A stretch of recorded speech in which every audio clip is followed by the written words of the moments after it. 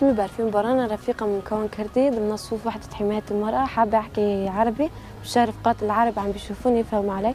أنا هون كرفيقة جبهة دير الزور، عم نمسك خطوط الأمامية لمحاربة جميع الأعداء وخلايا داعش النايمة فيه، ليستقر مدينة دير الزور، يعمل الأمان والاستقرار فيه لآخر نقطة دم فينا. رح نحارب فيه وما رح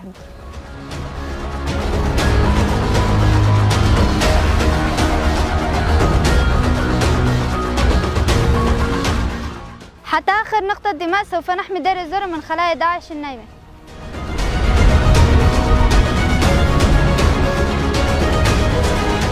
ما رح نترك دير الزور، رح نضل قائم فيها.